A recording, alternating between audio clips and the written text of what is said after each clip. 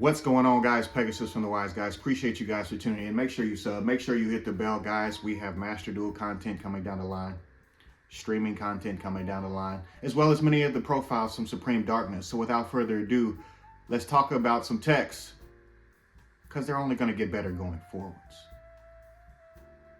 So guys, with that out of the way, I wanted to talk about some of these cards and just get down the list very, very quickly, because there's a lot of cards that we could talk about. There's some honorable mentions, but there's some cards that just flat out are cooking right now. You guys know about Mischief of the Gnomes.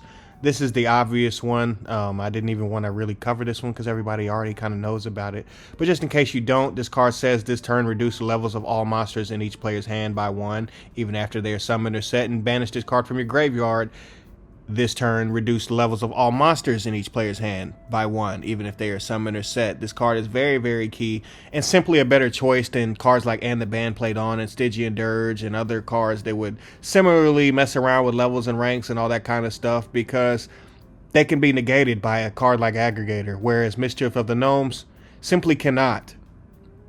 An additional card I wanted to talk about that may possibly be okay is Ghost Reaper and Winter Cherries, but this one is the one that we've been messing around with, and it's just a -1 that's always going to not be that good.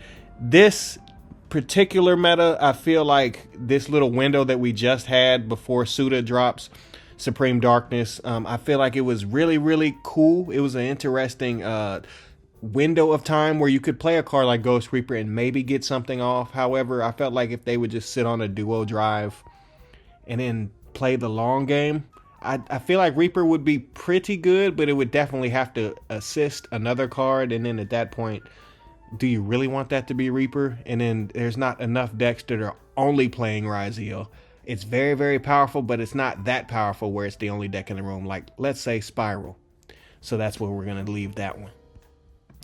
The obvious next card I have to talk about, everybody talks about Lancia, and then there's obviously decks like Melodious that can loop Lancias, and then there's cards like Ben 10 to be able to grab a card like Lancia, but with a card like Chaos Hunter and other stuff like Mannequin Cat to be able to connect to it, we have to talk about this one, because any decks that simply need to banish, like MALISS off with his head, well, it simply is too strong and too much of an option for us to not talk about with Chaos Hunter, because basically discarding a card to be able to special summon itself out and be a one-sided banish lockout, kind of like Vanity's Ruler, except it's really in hand trap form. I don't know why we always forget about this card, but I haven't forgot about this card, and the Wise Guys haven't either. Definitely highly recommended, because it's not going anywhere, and I feel like it's only going to get more important over time, especially with Orcust about to drop.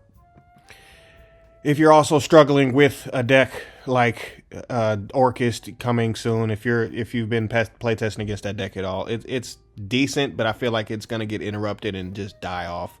It's really, really good. I feel like it's actually a really strong contender going into the summer formats and the springish, summerish formats. But a card like Consecrated Light, which I definitely have already seen kind of putting in work against MALISS, and a deck like Drytron, again, just an example of a deck that can search this card out. Shout out to Logan JYA. This is actually, I saw it somewhere else in like the Drytron Duelist group, and then I saw Logan try it out in big time tournament form, and it's been working for him. And then so I definitely pick up a lot of my notes from guys like Logan, and it was very, really good. But Consecrated Light, I feel like just being able to blow specific decks like Labyrinth, specific decks like MALISS out of the water where they can't do anything, it's too important not to mention, guys. The last card I wanted to talk about, the last 3 cards I wanted to talk about, XYZ Encore, Nightmare Cerberus, and Soul Release. So the question would be, why in the world would we try XYZ Encore? Well, if they can't respond, there's decks like Purely still kind of floating around out there that's still really, really strong. And then basically being able to float monsters back onto the board, but then reduce their levels. People don't like that they can put cards back onto the field that their opponent can still use. However, their levels still being dropped and reduced by 1 on the field. Too good not to mention, because neither player can activate cards in response to those. Therefore, if there was something that they're going to plus off of, they're not going to plus off of it in this window. So we have to mention that.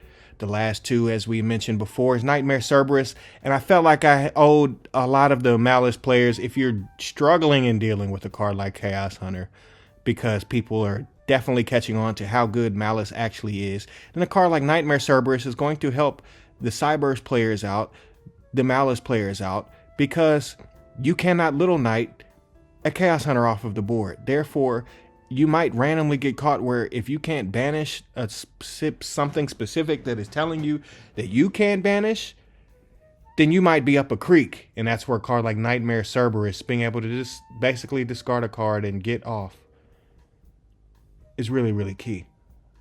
The last card I wanted to talk about is Soul Release. And with Soul Release, it's basically working in tandem with Triple Tactics Thrust, with cards like Triple Tactics Thrust being able to get grabbed at any time to basically utility belt into this card that can deal with specific decks like the Snake Eyes variants and whatever's left of them, the new Diabell Star stuff that's gonna drop, the Eldritch support that's about to drop. Soul Release, I feel like, is only going to get better over time, which is what a lot of these techs are going to do. I appreciate you guys for tuning in. I'm out. Arrivederci.